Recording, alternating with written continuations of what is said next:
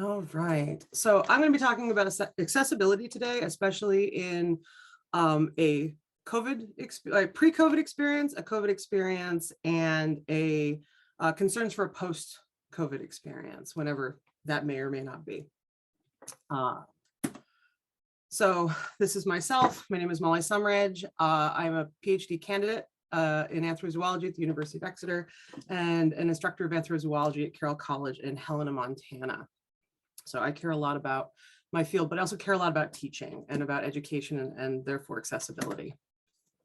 So just to start off, I'm going to be talking about neurodivergence. I am neurodivergent, and what we mean when we're talking about neurodivergence is a divergence of mental or neurological function from what is considered normal and typical, which I think will continue to change and shift, but we're certainly talking about individuals that carry common mental or neurological challenges in the forms of things like ADHD, autism spectrum disorder, auditory processing disorder, dyslexia, dyscalculia, things like that. So there's many different labels that go with neurodivergence.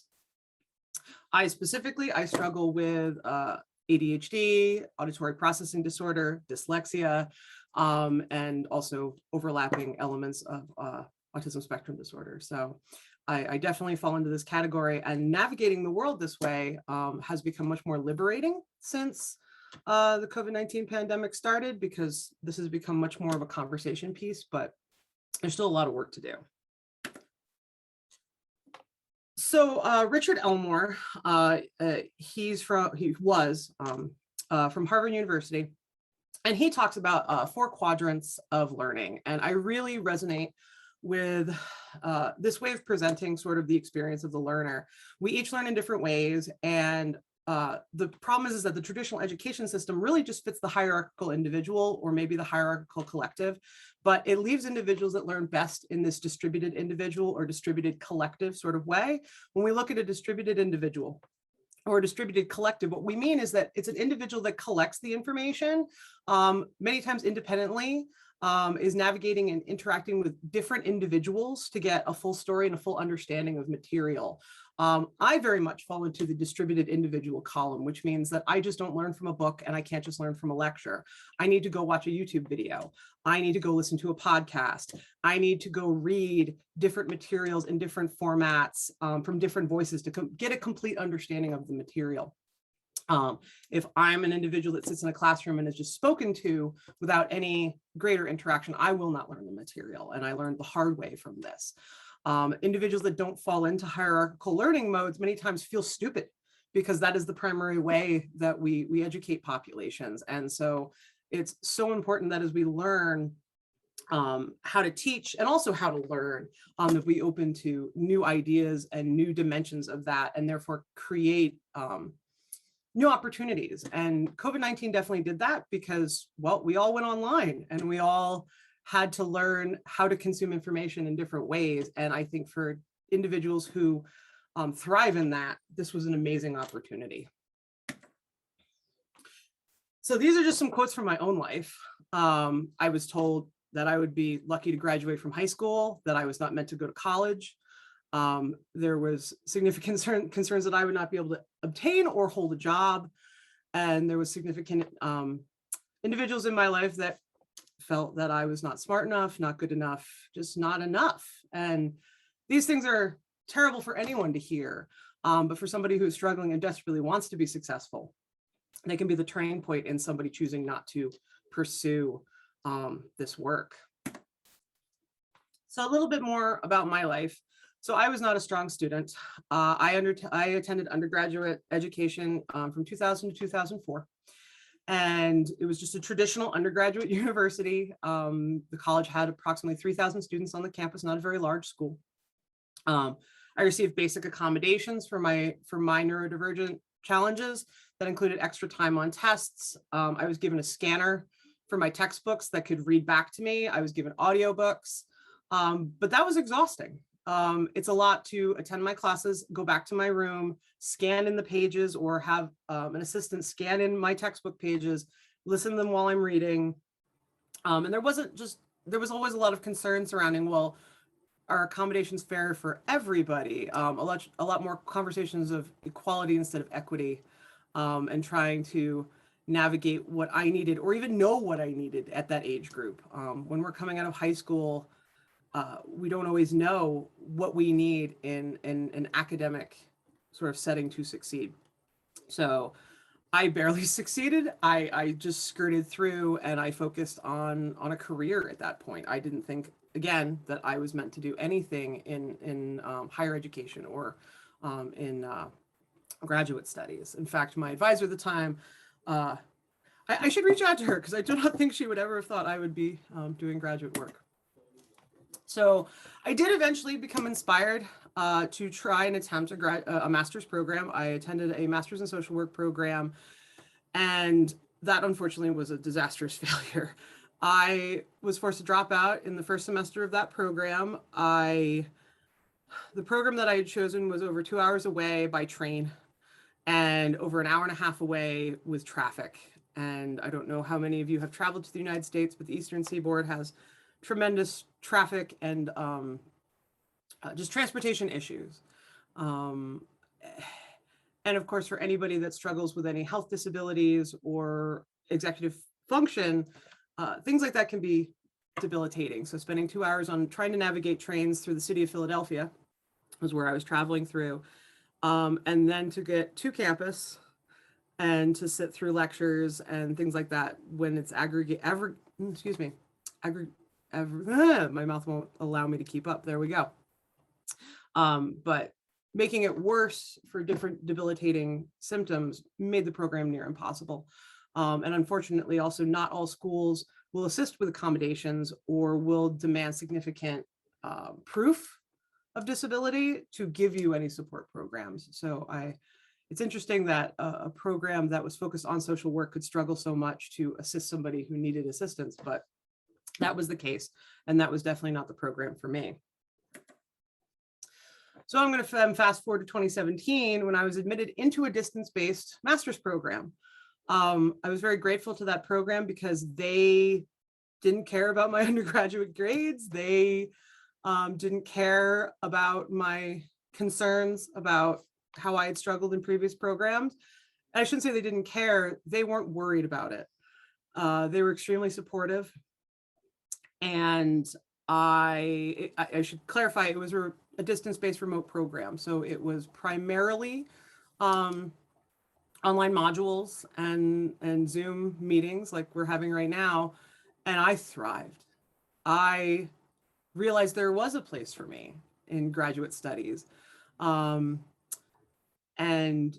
through the avenue of being able to do the program from my home, from being able to manage my world around that schedule and still have my normal life, to accessing tools that are supportive of working in a remote setting. So we have more online access to books, to resources, to videos, all those things I mentioned. All of that helped me significantly in navigating. So I said, oh, maybe I am good enough to be a graduate student. And it was amazing because I thrived. I taught myself a significant amount of the materials that needed to be done. I taught myself R, like I had a blast. And then I was actually able to publish my master's thesis this past year. So clearly something clicked. And this is where I started to question and I started to wonder, well, why is it working now? And why did traditional education not work for me? And I was blessed then, of course, to find this distance-based program that allows me to be sitting here today in the United States talking to you. I applied, I was accepted, and I'm happy to say that as of this past Wednesday, I passed my PhD upgrade. So something here works. Something about remote learning makes a huge difference. And I'm very blessed. I mean, I'm very blessed to have access to this, but I think that we're all kind of getting a taste of it, now navigating the COVID-19 pandemic. Obviously Exeter has worked very hard to move their modules online and to have more, online opportunities. And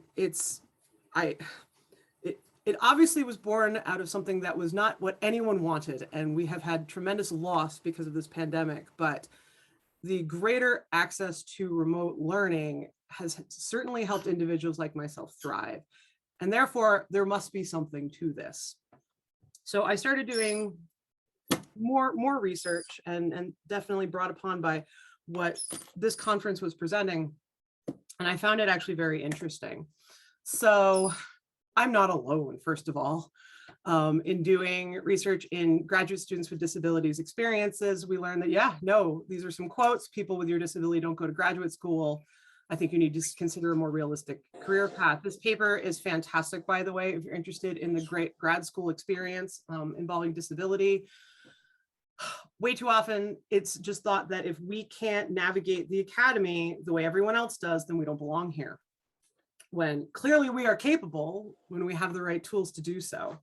And it could just be that the tools are previously were too specific for everybody.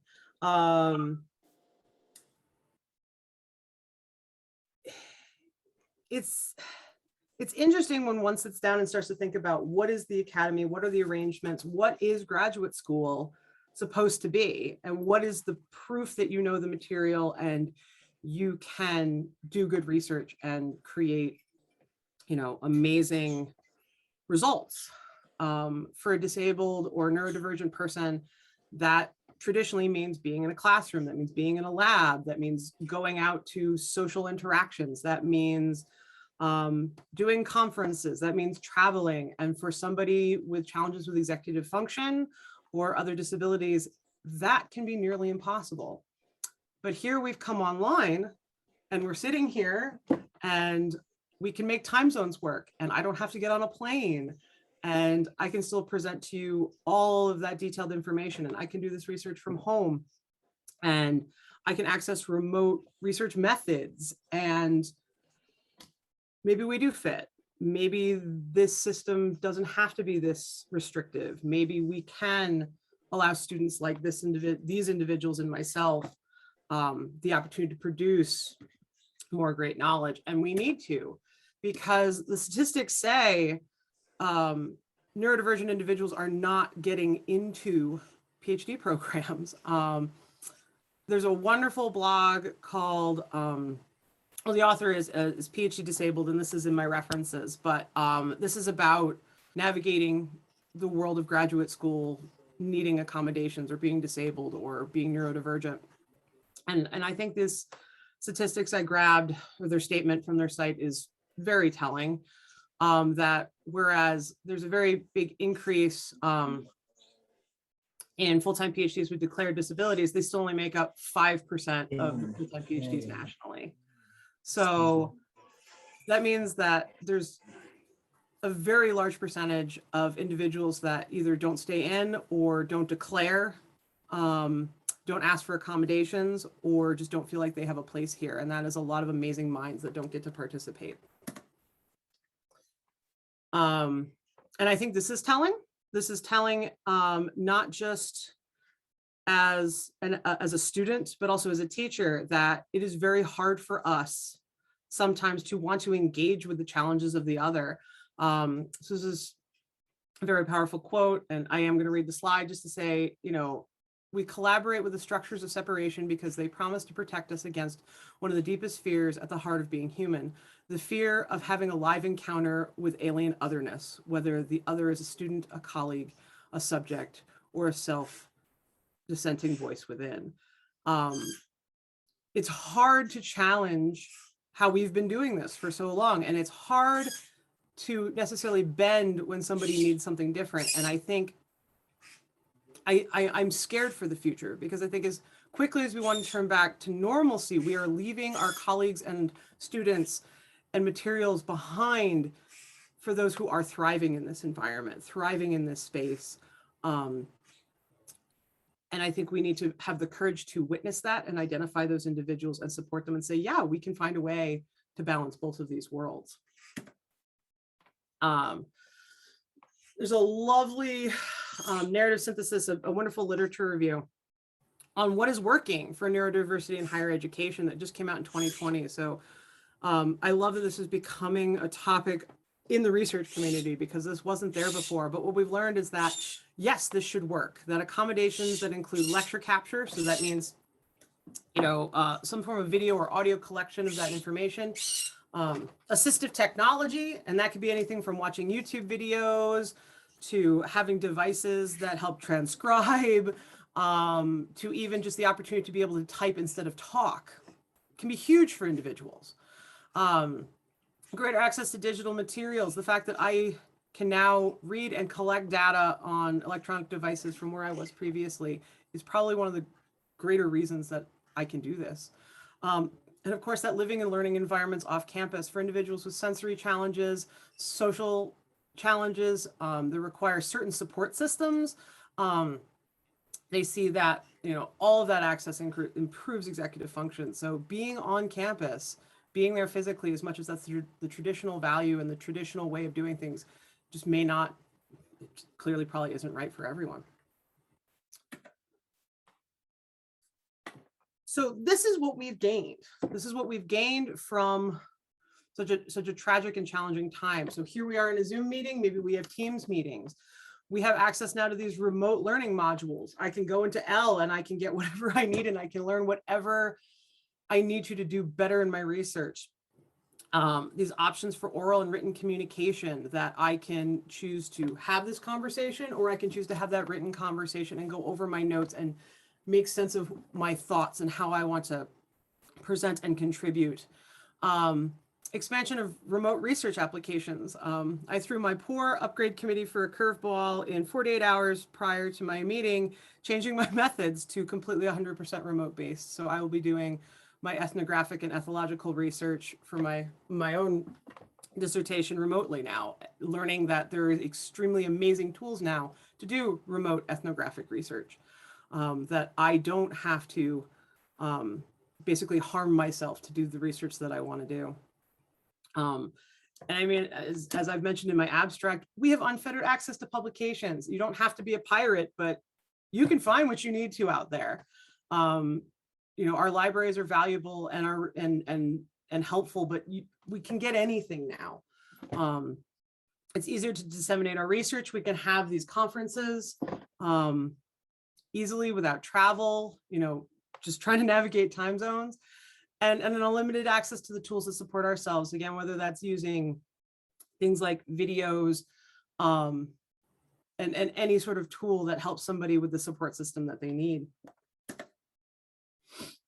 So we need to think carefully as we move forward.